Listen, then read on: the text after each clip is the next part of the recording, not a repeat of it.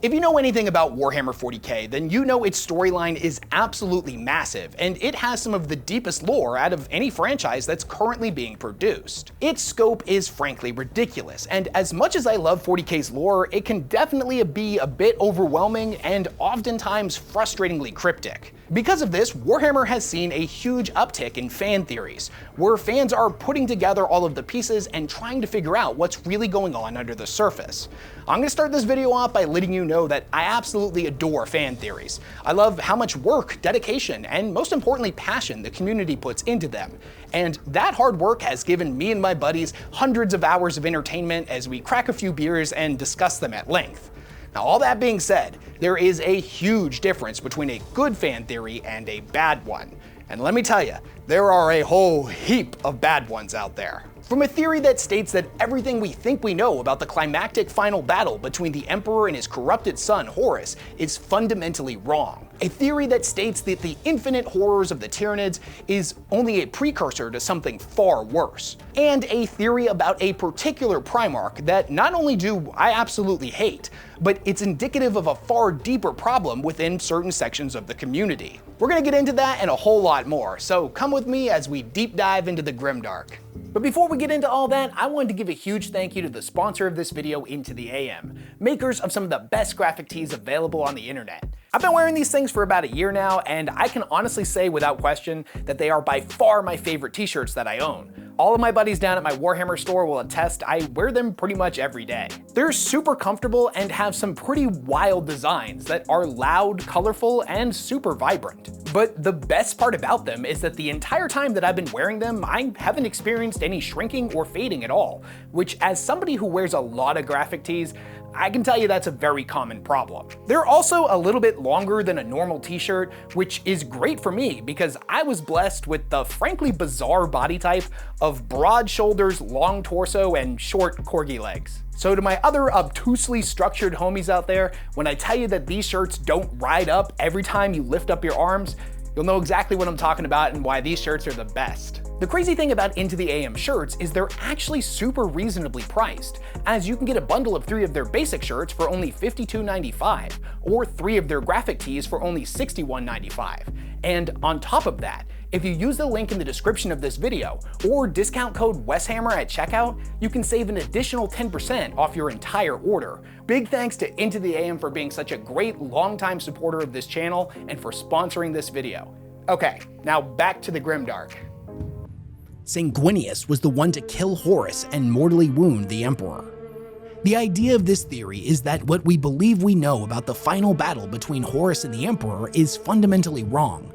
Now, the lore tells us that what happened was Horus killed Sanguinius before confronting his father, wherein he successfully mortally wounded the Emperor, but Big E turned around and shattered his soul so thoroughly that he would never be able to come back. The theory recontextualizes these events and says that Sanguinius actually gave in to the Black Rage and managed to kill Horus. But then the Emperor was forced to put him down, as the blood-crazed Sanguinius ended up mortally wounding him. Okay, I despise this theory. It adds nothing to the story, gives us no deeper context or insight into a series of events, and exists only as character assassination and tarnishes Sanguinius' sacrifice and his legacy. There is nothing that supports this idea. It exists only as a twist for the sake of being a twist. And don't get me wrong, I love me a good twist, but much like there are good fan theories and bad fan theories, there are good twists and really bad twists. A good twist is something that you could have seen coming. It's an outcome that was right there in front of you all along. You just didn't have the context to put all of the pieces together.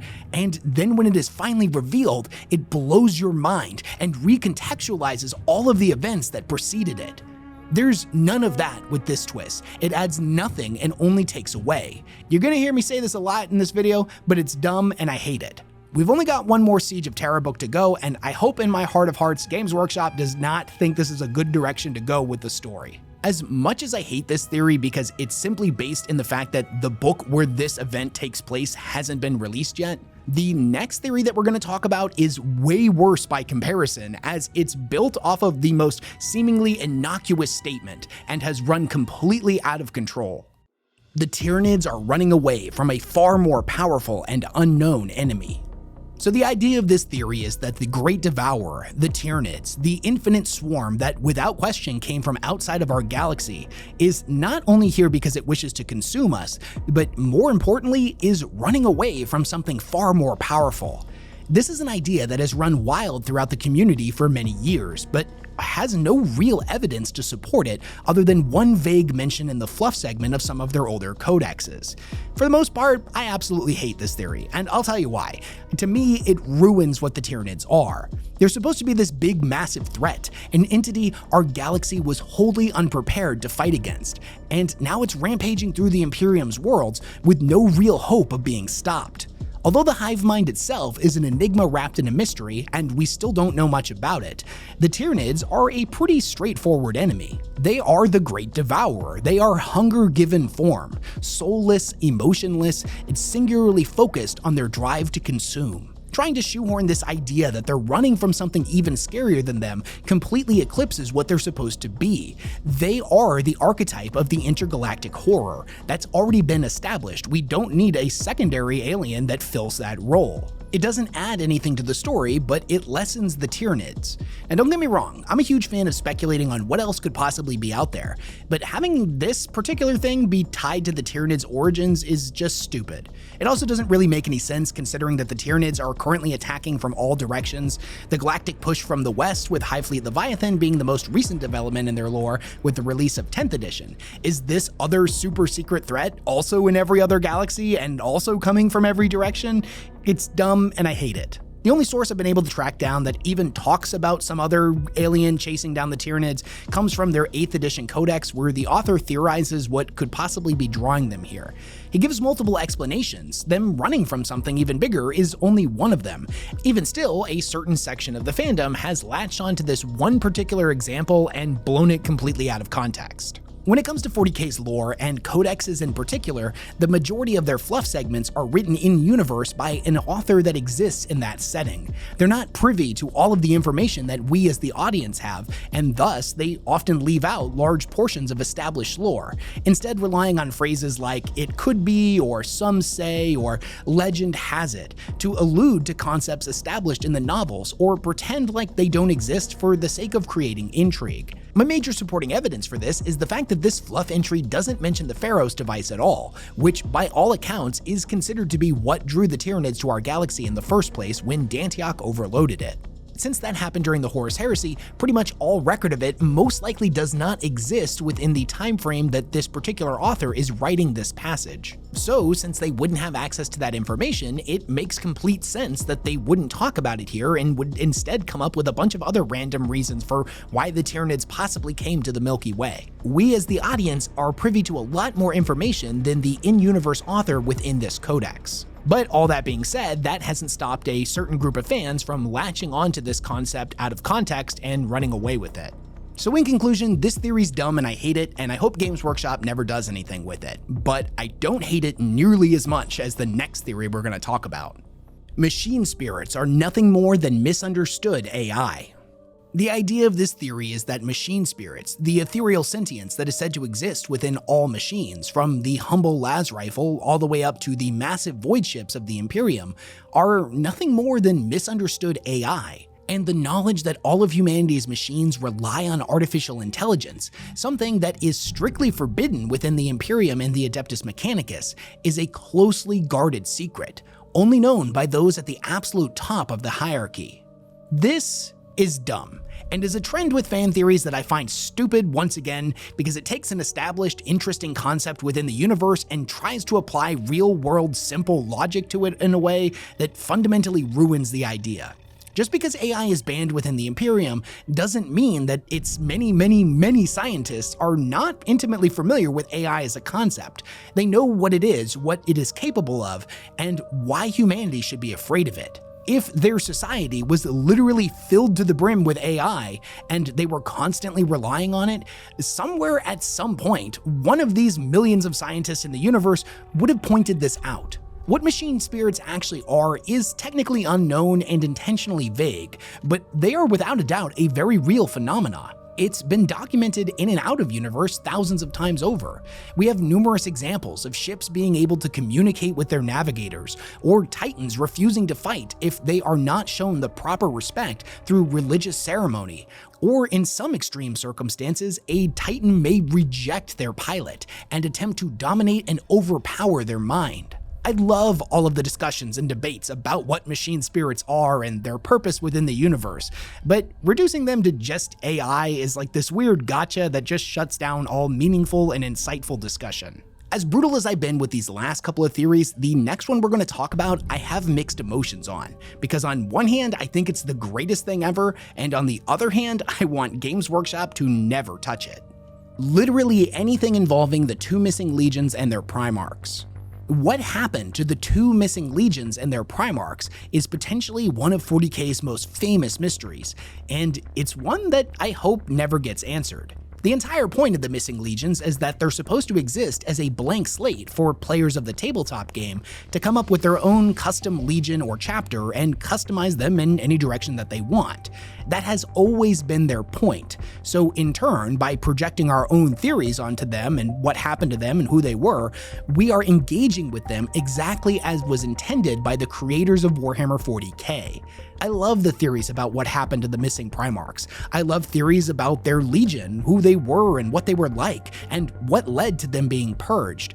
I love the tiny vague mentions we get throughout the Horus Heresy, where a character will allude to something having happened to them, which will then quickly be followed up by another character going, shush, shush, shush, shush, we swore we would never speak of them again, or something along those lines. Literally any fan theory, no matter how ridiculous, overcomplicated, or seemingly on the surface stupid, based on the missing legions, is, in my opinion, fantastic, and I encourage all of them. On the other hand, I want Games Workshop to leave them as they are, never ever touch the missing Primarchs or their legions. Fundamentally, as they exist as a blank portrait for the fans to imprint their own ideas onto, if they were to bring one or both of them back, it would ruin the entire concept. Not to mention, since there's no real established lore there, whatever they decide to do with them would essentially be pulled right out of their ass. So, in conclusion, any and all fan theories about the missing legions and their Primarchs get a pass from me. Fantastic stuff. Games Workshop, you leave this one alone. As big of a fan as I am of people coming up with their own interpretations of the missing legions, the next theory that we're going to talk about is something that seriously gets under my skin for a lot of different reasons. Perterabo is actually not a demon. This theory states that the Primarch Perterabo of the Iron Warriors has not become a demon, but instead has ascended to something similar through his own designs. Now, some variations of this theory state that he has become more machine than man, whereas others say that he has become entombed in some kind of massive dreadnought-like war engine. For all intents and purposes, he is definitely something way more terrifying than what he was during the Horus Heresy, but most importantly, he is definitely not a demon. This idea comes from the fact that the Iron Warriors in more recent lore don't tend to focus on the use of demons as allies nearly as much as many of the other traitor factions, and Perterabo as a Primarch is portrayed as being a cold, logical genius that saw the use of demons, possessed, or people who have given themselves over to chaos in pursuit of their own selfish agendas as an unpredictable variable in his grand war machine. Don't get me wrong, I can understand where this idea comes from, but I think it's misguided. First and foremost, we absolutely know that Perterabo has ascended to demonhood.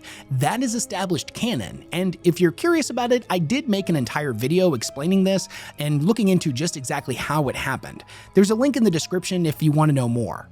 Although there are still a lot of unknowns on why exactly this occurred, the story about his transformation indicates that it was a personal choice to do so, and based on a particular scene in one of the Siege of Terra novels, Perterabo believed that he was far more logical and rational than his brothers, and thus would be able to control the powers of chaos, not becoming a slave to them like the others had, and even going as far as circumventing the ruinous powers altogether to become a brand new chaos god. When Perterabo inevitably returns to the 40k setting, I'm sure that we'll get a novel that makes a lot of this more clear, but there's no room for debate on this. Perterabo is a demon. That happened. So the theory is fundamentally incorrect, but to me, it's indicative of a much more personal pet peeve I have with fan interpretations of characters in fantasy settings, and it gets me a little bit riled up, so just so you know, there's going to be a rant coming. Some fans have a tendency to pick one or a small handful of traits a character demonstrates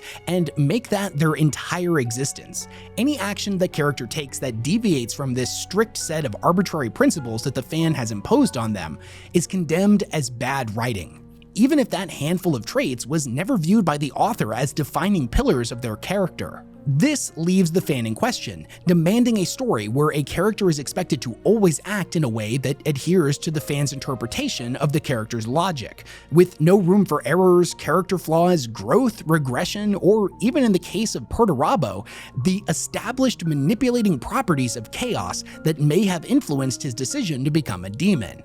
All of these things I just mentioned are what make a well-defined and engaging character. Furthermore, in my opinion, a well-written character is one that has relatable characteristics, one that can experience growth, whether it be positive or negative, can feel conflicted on certain things, has emotional breakthroughs and regressions, and is not some infallible robot that has every decision they make dictated by one or two defining principles. I've seen so many bad takes online where people accuse a Black Library author of being a hack because they feel a character acted in a way that doesn't confine to their limited interpretation of what that character is supposed to act like, even if said example occurred late in the story and everything that preceded it built to the moment and it made perfect sense. And God forbid the situation in question ever ends up being open-ended with a lot of different interpretations. Then we end up with hundreds of armchair Primarchs coming out of the woodwork to shout about how that one book they read, or more often, the one excerpt they read, honestly, even more accurately, the one secondhand retelling of the one excerpt that they heard from a friend doesn't line up with how they think a character has to act in every possible situation. In my personal opinion, I think that Perterabo has definitely become a victim of this, and the idea that he could ascend to demonhood is really not that far-fetched. Was Perterabo a logical genius, and more importantly, did he view himself that way?